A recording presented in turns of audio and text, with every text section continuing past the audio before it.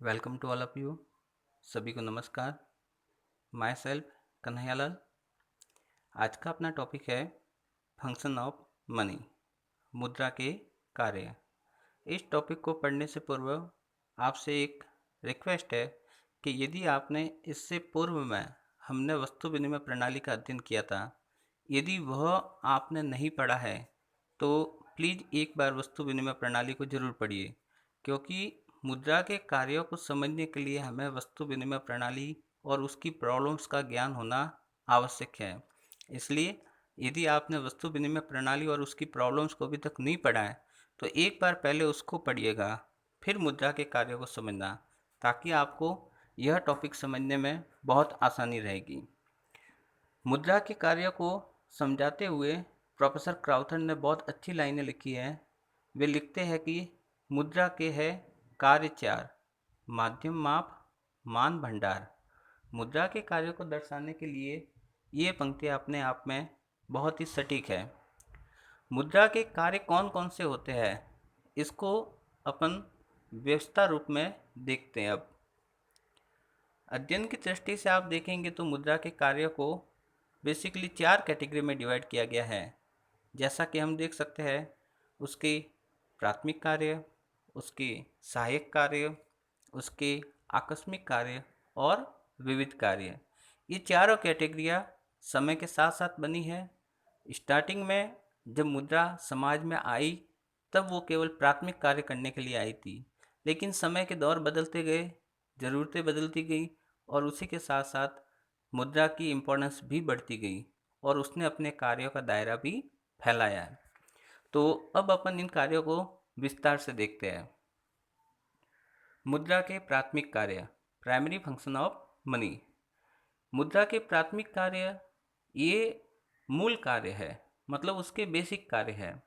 हम इसको primary function इसलिए कह रहे हैं क्योंकि इन कार्यों को करने के लिए ही मुद्रा की उत्पत्ति की गई थी। समाज में मुद्रा लाने का जो मूल मकसद था वो यही था, इन दो कार्यों को सही ढंग से संपादित करना। इससे पूर्व हमने देखा था कि वस्तु विनिमय प्रणाली में बहुत सारी समस्याओं का सामना समाज को करना पड़ रहा था। तो बेसिकली उन प्रॉब्लम को सॉर्ट आउट करने के लिए हमें कोई ऐसी चीज़ की ज़रूरत थी जो सारी समस्या का समाधान कर सके, और उस विकल्प के रूप में जो उभर कर आया वो थी मुद्रा। तो उसने समाज में बेसिकली स्टार्टिंग में हमें यही दो काम करने थे: विनिमय का माध्यम और मूल्य का मापन। तो इन्हीं दो कार्यों को करने के लिए हमें मुद्रा की ज़रूरत पड़ी, और यही दो कार्य मुद्रा के प्राथमिक कार्य कहलाते हैं।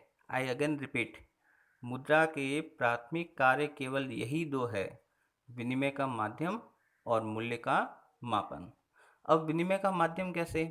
तो जैसा हमने देखा था वस्तु विनिमय प्रणाली में, कहीं भी आपको मान लीजिए कपड़े के बदले में पशु चाहिए, लेकिन पशु वाले को कपड़ा नहीं चाहिए, उसको अपने पशु के बदले में अनाज चाहिए।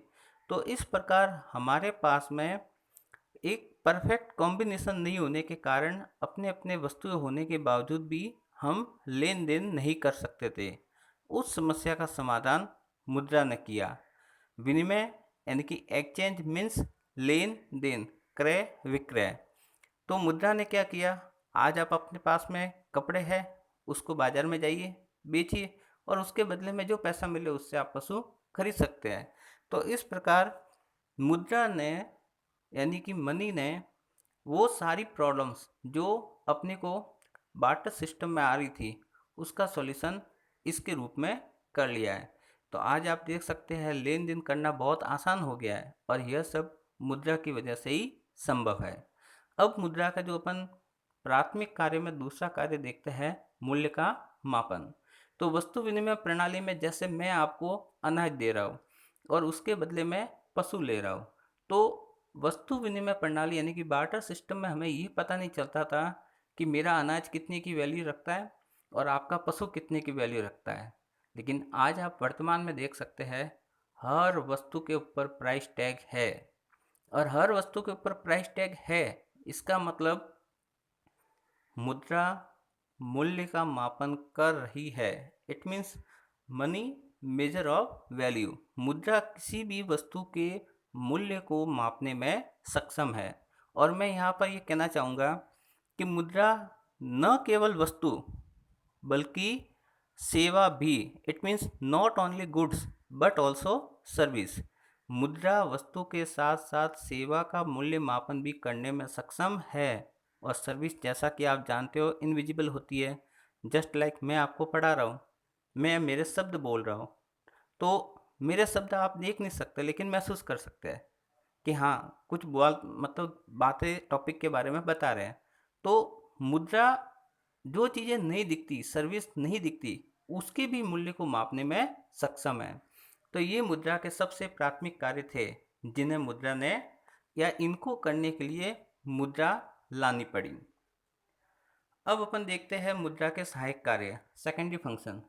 ये वे कार्य थे जो समय के साथ साथ प्राथमिक कार्यों को, यानी कि प्राइमरी फंक्शन को सपोर्ट करने के लिए, या उनके साथ साथ ये कार्य भी धीरे धीरे समाज में प्रचलित हो गए, तो ये कार्य उसके सहायक कार्य कहलाए, यानी कि सेकेंडरी फंक्शन। अब इसमें अपन देखते हैं तो मुद्रा के सहायक कार्य, इसमें 3 कार्यों का समावेश किया गया है। जैसा कि आप देख सकते हैं, भावी भुगतान का आधार, स्टैंडर्ड ऑफ डेफर्ड पेमेंट। इसका मतलब ये है कि जैसे आप वस्तु विनिमय प्रणाली में देखेंगे, तो मैं आपके साथ कोई सौदा करता हूँ और ये कहता हूँ कि मेरी फसल जब तैयार हो जाएगी तब मैं आपको दे दूँगा, तो उसमें श्योरिटी नहीं थी कि मेरी फसल पकेगी या उससे पहले ही, मतलब प्राकृतिक आपदा के कारण नष्ट हो जाएगी या कुछ भी हो सकता था। तो भविष्य के सौदे वस्तु विनिमय प्रणाली में इतने संभव नहीं थे। लेकिन आज मैं आपको कहता हूँ कि आप मुझे सामान दीजिए, मैं आपको 1 महीने बाद 10,000 दे दूंगा। तो आपको पता है कि 10,000 की वैल्यू है, और 10,000 मतलब 1 महीने बाद में भी 10,000 ही रहेंगे। तो मुद्रा की वजह से, चूंकि इसकी ये वैल्यू को स्टोर करके रख सकता है, इसीलिए आज अपन देख सकते हैं भविष्य के सौदे भी हो रहे हैं। आज हम बहुत लंबी लंबी भविष्य की योजनाएं भी बना रहे हैं, तो यह सब मुद्रा की वजह से ही संभव हुआ है। इसी प्रकार अपन देखते हैं मूल्य का संचय, money as a mean of store of value. मतलब मुद्रा के अंदर एक गुण होता है और वो है टिकाऊपन का। आप 100 रुपये का नोट आज से 10 साल पहले आपने तिजोरी में रखा होगा, और आज भी निकाल कर देखोगे तो वो 100 रुपये वैसे के वैसे ही रहेंगे। इसीलिए हम मुद्रा को भविष्य के लिए भी सौदे कर सकते हैं और उसके रूप में मूल्य का संचय भी कर सकते हैं। लेकिन वस्तु विनिमय प्रणाली में हमने देखा था कि मेरी, यदि कोई आज पशु है मेरे पास में, तो मैं यह दावा नहीं कर सकता था कि आज से 1 साल बाद में भी यह पशु ऐसा ही रहेगा। इसलिए उस वाले दौर में मूल्य का संचय संभव नहीं था, जबकि वर्तमान में मुद्रा में टिकाऊपन, ड्यूरेबिलिटी होने के कारण यह मूल्य का संचय कर सकती है। फिर है मूल्य का हस्तांतरण, ट्रांसफर ऑफ वैल्यू। वस्तु विनिमय प्रणाली में हमने देखा था कि हम भौतिक चीज़ों को एक जगह से दूसरी जगह स्थानांतरित नहीं कर सकते थे, खासकर जो अचल संपत्तियां है अपनी, इमूवेबल, उनको। लेकिन वर्तमान में आप देखिए, मुद्रा ने इस कार्य को भी बहुत स्मूथली कर लिया है। आज मेरी सिरोही में प्रॉपर्टी है, मैं इसको सेल कर कर उदयपुर में प्रॉपर्टी खरीद लेता हूँ। तो ये एक तरह से मूल्य का हस्तांतरण सिरोही से कहाँ हो गया, उदयपुर। जबकि पहले वाले दौर में मैं अपनी सिरोही की ज़मीन उठाकर उदयपुर नहीं जा सकता था। तो इस प्रकार मुद्रा ने मूल्य का हस्तांतरण भी बहुत आसानी से कर लिया है। फिर आते हैं मुद्रा के आकस्मिक कार्य। ये मतलब ऐसे कार्य थे जब अर्थव्यवस्था धीरे धीरे तेज गति से विकसित होने लगी। तो जो विकास की प्रक्रिया थी, उसके साथ साथ मुद्रा ने जो कार्य किए, वो थे मुद्रा के आकस्मिक कार्य। इसमें आप देख सकते हैं 4 कार्यों का समावेश किया गया है। पहला है जैसे डिस्ट्रीब्यूशन ऑफ इनकम। तो आप देख सकते हैं फैक्ट्री में प्रोडक्शन हो रहा है और फैक्ट्री में लेबर को सैलरी मिल रही है। वो सैलरी किस में मिलती है, मुद्रा में। फैक्ट्री में प्रोडक्शन हो रहा है, उसमें जिसने कैपिटल लगाई है उसको इंटरेस्ट मिल रहा है, किस में हो रहा है, मुद्रा में। मतलब आज धन का जो वितरण हो रहा है उसका माध्यम मनी ही है। हमारे घर में सैलरी आए या अपने घर में ब्याज आए या किसी अन्य फॉर्मेट में भी इनकम आएगी, उस इनकम को जो ट्रांसफ़र का जरिया है वह मुद्रा ही है। तो आज आप देख सकते हैं समाज में आय के वितरण का आधार भी मुद्रा या मनी ही है। भले ही वह ब्याज फिर लाभ, वेतन किसी भी रूप में हो, सब मुद्रा के रूप में ही अपने घरों तक आती है। तो वर्तमान में समाज की आय का वितरण करने का आधार भी मुद्रा ही है। फिर अपन देखते हैं साख का आधार, money is the basis of credit. आज के समय में जैसा हम जानते हैं, क्योंकि जिसके पास मुद्रा है उसकी साख भी रहती है, क्योंकि वो उसको पे करने की कैपेसिटी रखता है।